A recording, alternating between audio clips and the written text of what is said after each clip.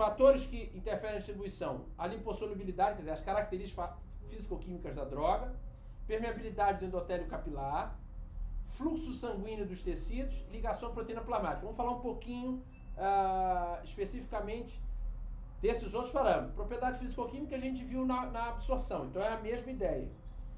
Fluxo sanguíneo dos tecidos, é aquilo que a gente falou dos dois compartimentos.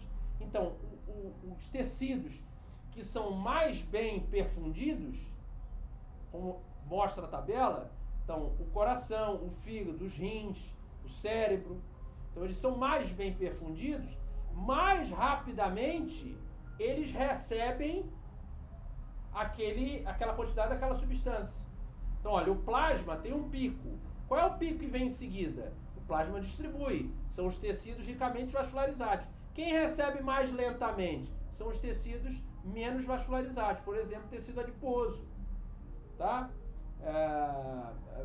O que mais? Tecido ósseo, enfim, a pele. Então, são menos vascularizados, então recebe mais lentamente esse fluxo sanguíneo, esse fármaco, pelo fluxo sanguíneo ser menor. Com relação à permeabilidade capilar, aqui é uma coisa muito importante, porque as barreiras e os transportadores vão influenciar, mas uma vez no sangue, então você tem uma barreira, que é a barreira do endotélio capilar, tá?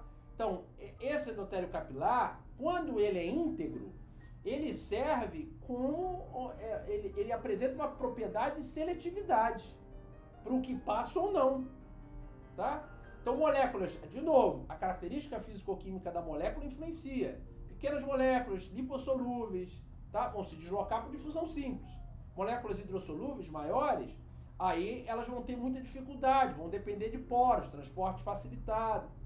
Então, esses poros, né, que a gente já vai conversar sobre alguns detalhes deles, como, por exemplo, as junções oclusivas do sistema nervoso central, a barreira hematocefálica, pode limitar esse trânsito e limitar essa taxa de distribuição, consequentemente limitando a chegada da substância ao local e se vai fazer efeito ou não.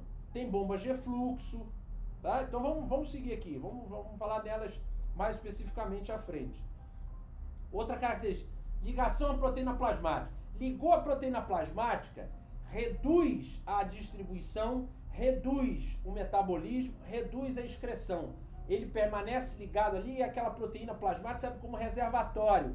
Pode ser a albumina, principalmente a albumina, que vai se ligar muito mais a fármacos de característica ácida. Essa ligação é promíscua, não há uma seletividade, há competição.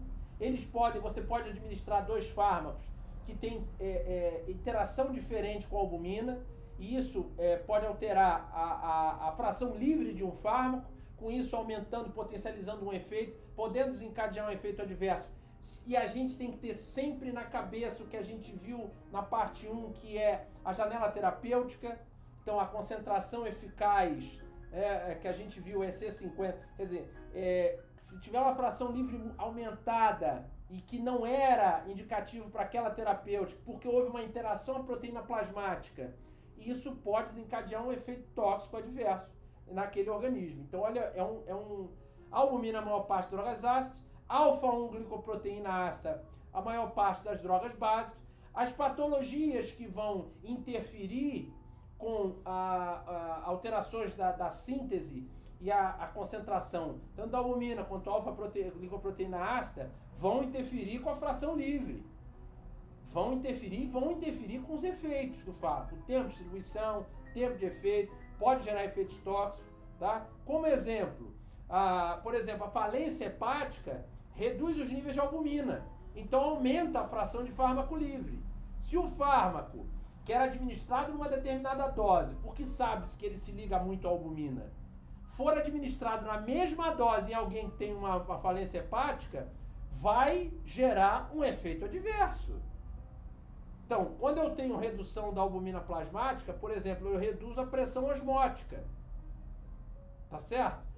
E com isso eu tenho um aumento do fluido tecidual. Aumenta o volume de distribuição do fármaco.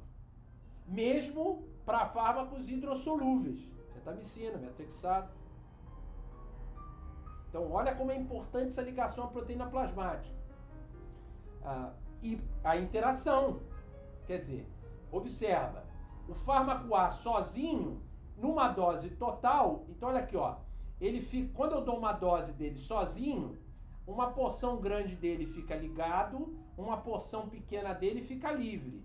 Lembre-se, vai atingir o estado de equilíbrio. Essa porção livre vai se deslocar para os tecidos, aí a porção ligada vai se dissociando numa mesma proporção, e isso vai sempre se mantendo.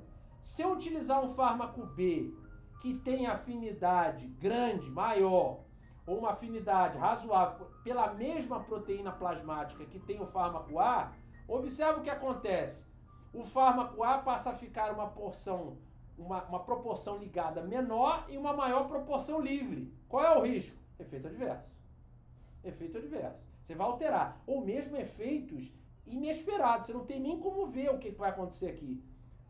A gente imagina que vai entrar no efeito adverso, porque a fração livre foi, que era normalmente nessa concentração, atingiu concentrações acima. Provavelmente vai, se for um fármaco com uma janela terapêutica estreita, vai estourar o limite para a concentração tóxica e vai gerar efeitos tóxicos. Tá? Então veja como tudo é concatenado.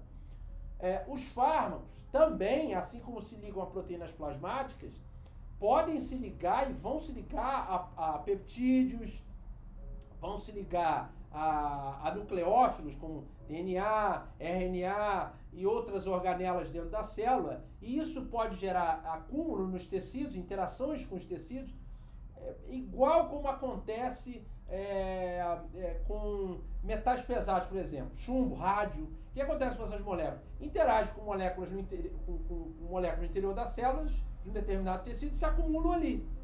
Então aquilo é um reservatório.